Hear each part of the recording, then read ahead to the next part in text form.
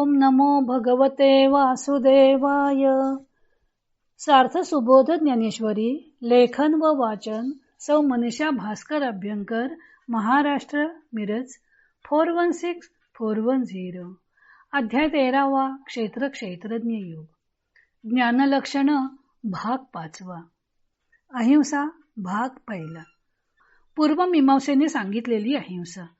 ओव्या आहेत 217 ते 223.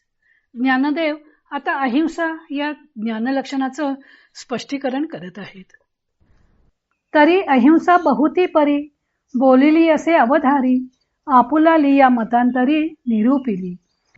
आपापल्या निरनिराळ्या मतांचे निरूपण करताना पुष्कळ प्रकारांनी अनेक लोकांनी अहिंसा सांगितली आहे. ती परी ते ऐसी देखा, जैशा खांडूनी या शाखा, मग तयाची या बुडुखा कुंपू कीजे.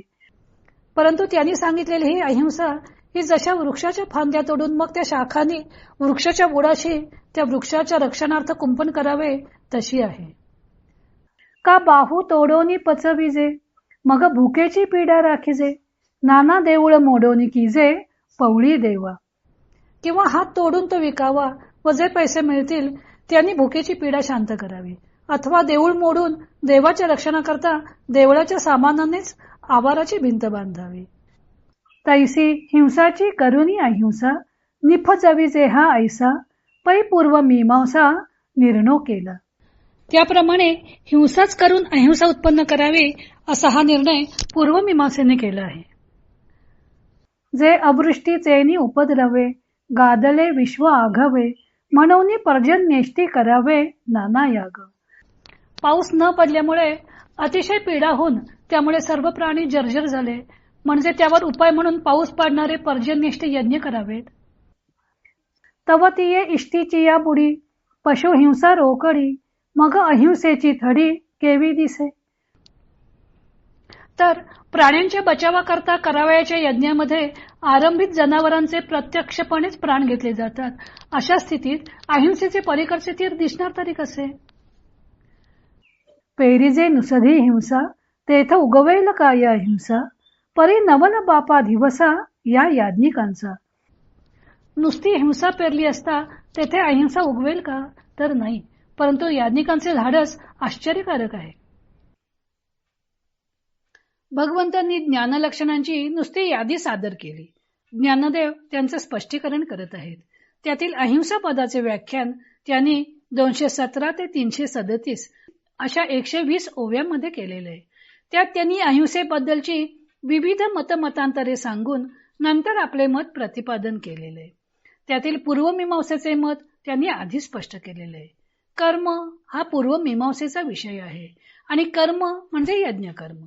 पूर्वमीमांसेने यज्ञकर्मांचा विस्तार केलेला आहे. जीवात्मा हा यज्ञ करणारा आहे व त्या यज्ञकर्माचे स्वर्ग हे फळ त्याला मरणोत्तर मिळत असते असं त्यांचं म्हणणं आहे. पण ते यज्ञ सुद्धा अहिंसेच्या बाबतीत कसे निरर्थक ठरतात ते ज्ञानदेवांनी एका पर्जन्येष्टीचे उदाहरण घेऊन स्पष्ट केलेले आहे. पर्जन्याच्या अभावी प्राणीमात्रांचे हाल होतात, जीव मृत्युमुखी पडतात. म्हणून पाऊस पाडण्यासाठी पर्जन्येष्टी हा यज्ञ करायचा. प्राणीमात्रांचं मृत्यूपासून संरक्षण करण्यासाठी आधी त्या यज्ञात पशूंची हिंसा केली जातेच. मग ज्यात हिंसेचीच पेरणी केली जाते त्या यज्ञामधून अहिंसेची उगवण कशी होणार. पेरिले ते उगवते. या न्यायानं हिंसा पेरली तर हिंसाच उगवणार. अशी ही पूर्वमीमांसकाची अहिंसा कशी आहे ते स्पष्ट करण्यासाठी त्यांनी प्रथम 3 दृष्टांत दिलेले आहेत. झाडाचे रक्षण करण्यासाठी त्याला कुंपण घालायचंय, पण त्यासाठी जर त्या झाडाच्याच फांद्या तोडल्या व कुंपण केले तर त्यातून झाडाचं रक्षण हा हेतू साध्य होईल का. खूप भूक लागली, जवळ खायला काही नाही, विकत घ्यायला पैसेही नाहीत. अशा परिस्थितीत मनुष्याने आपल्या शरीर रक्षणासाठी जर आपलाच हात तोडून तो विकून भुकेची पीडा शांत करावी तर ते शरीराचं रक्षण करणं होईल का. तशासारखं हे याज्ञिकांचं वागणं असतं. देवासाठी देऊळ बांधायचं आणि त्या देवळाच्या रक्षणासाठी कुंपण घालायचं. पण देऊळ बांधण्याकरता आणलेले सामानच जर कुंपण बांधण्याकरता वापरलं तर देऊळ कशानं बांधणार. शेवटी देव उघड्यावरच. असा हा हिंसा करून अहिंसा निर्माण करण्याचा पूर्वमीमांसेचा प्रयत्न हास्यास्पद आहे. पुढे त्यांनी आयुर्वेदीय अहिंसा सुद्धा कशी हास्यास्पद आहे ते स्पष्ट केलेलं आहे. तो भाग आपण उद्या पाहू.